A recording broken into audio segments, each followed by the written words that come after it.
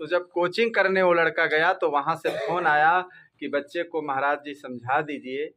तो मैंने बच्चे से जब बात किया तो मैंने उसकी दिनचर्या पूछा, कै बजे आप उठते हैं सो करके, कै बजे आप जगते हैं, क्या खाते हैं, कैसे पीते हैं, कैसे रहते हैं।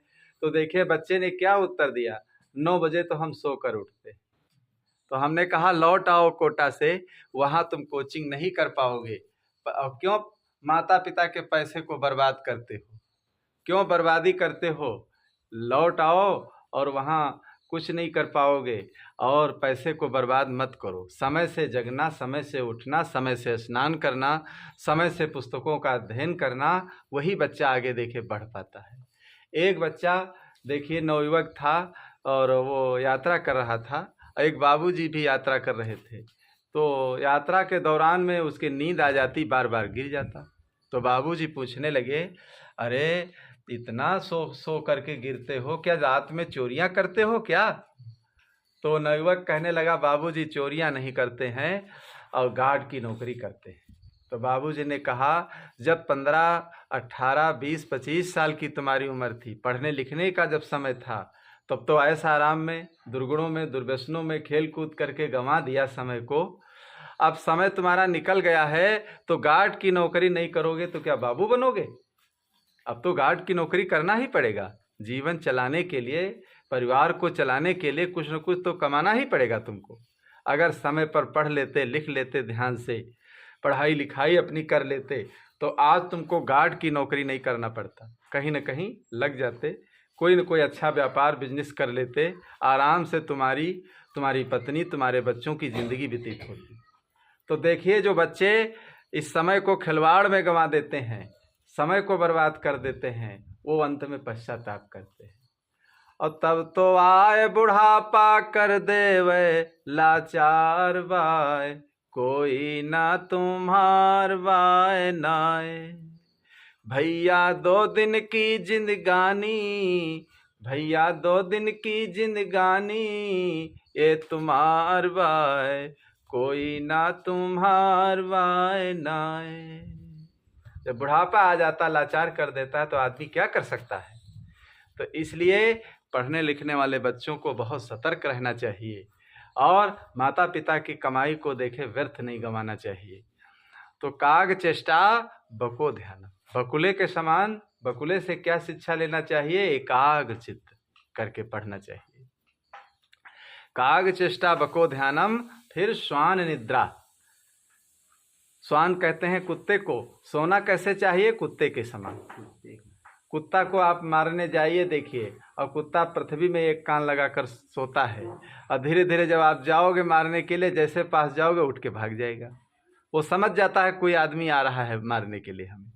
तो कुत्ते के समान सोना चाहिए। जो कुत्ते के समान विद्यार्थी सोते हैं वही विद्यार्थी असली रूप से बन पाते हैं। ये नहीं कि अब इतना खा लिया ठूस ठूस करके, दिन में भी सो रहे हो, अब इतना खा लिया कि 1 मिनट नहीं बैठ सकते हो। अरे खाओ, लेकिन थोड़ा कम खाओ, दोबारा खा लो, हल्का भोजन करो। तो कुत्ते के समान सोना चाहिए, सो करके जिंदगी नहीं गंवाना चाहिए। कैसे सोए रहो आलस में, उठ के राम कहो नादान, उठ के राम कहो नादान। सोए रहो आलस में, उठ के राम कहो नादान, उठ के राम कहो नादान। कैसे सोए रहो आलस में, कैसे सोए रहो आलस में, उठ के राम कहो नादान। कैसे सोए रहो आलस में, उठ के राम कहो नादान। उठे सोए रहो आलस में, उठ के राम कहो नादान, उठ के राम कहो नादान, उठ के राम कहो नादान। तो इसलिए कैसे आलस में सो रहे हो? अरे उठ करके राम का नाम लो, और सुबह उठ करके बढ़िया प्रातः काल हवा अच्छी लो, पढ़ाई लिखाई अपनी करो। क्यों खाट पर पड़े पड़े देखे अपने शरीर को बेकार कर रहे हो? ये जिंदगी बार बार मिलने वाली नहीं है। ये देखिए केवल सोने के लिए सो करके पूरा रात दिन गंवाने के लिए जिंदगी नहीं मिली है। अरे जिंदगी मिली है कि जिंदगी में कुछ हासिल कर लो, कुछ जीवन को अच्छा बना लो। ये बार बार तुम्हें अवसर मिलने वाला नहीं है, बड़ी भाग से अवसर मिला है। तो काग चेष्टा बको ध्यानम स्वान निद्रा तथैव चा अल्पाहारी गृहस्थ त्यागी।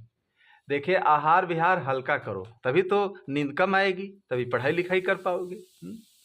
बहुत अच्छी चीजें बनी, अब खा लिया इतना पेट भर के, अब नहीं बैठा बैठा जा रहा, तो क्या करोगे, कहाँ पढ़ाई कर पाओगे। तो अल्पाहारी गृहस्थ त्यागी विद्यारथी पंचलक्षण। गृहस्थ त्यागी क्या मतलब क्या होता है? नवयुवक जो बच्चे हैं 15, 16, 17, 18, 20, 25 साल के, जब तक पढ़ाई लिखाई करो तो ब्रह्मचर्य का पालन करो। ब्रह्मचर्य का पालन करो। उस समय हाव भाव राग रंग सांसारिक विषयों में, सांसारिक विषय के प्रपंचों में, विषय भोगों में मत पड़ो। जो नवयुवक देखिए सांसारिक विषय वासनाओं में पढ़ते पढ़ते फंस जाते हैं, उनकी पढ़ाई लिखाई भी बर्बाद हो जाती, वो पढ़ लिख नहीं पाते। इसलिए ब्रह्मचर्य का पालन करके, और जो ब्रह्मचर्य का पालन करके अपनी पढ़ाई लिखाई करते हैं बच्चे, देखिए वही महान हो जाते हैं। आजकल गुरुकुलों में देखिए बच्चों को यही तो शिक्षा दी जाती है। सुदामा कृष्ण कहाँ पढ़े थे? गुरुकुल में ही पढ़े थे। और गुरुकुल में देखे सेवा भाव सब सिखाया जाता था। लकड़ी तोड़ना, झाड़ू लगाना, बर्तन मांजना, सब काम वहाँ आश्रम में बच्चे करते थे और पढ़ाई लिखाई भी करते थे। वही बच्चे देखे महान हो जाते थे।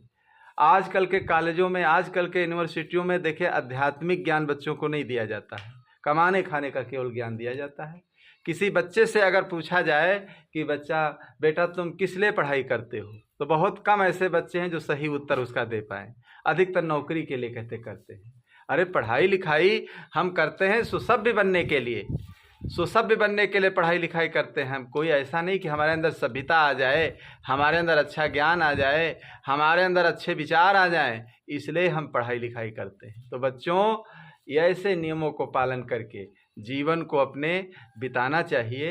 यही सब विद्यार्थी के लक्षण होते हैं। और इन विद्यार्थियों के लक्षण जिस विद्यार्थी में आ जाते हैं, देखिए उस विद्यार्थी का जीवन महान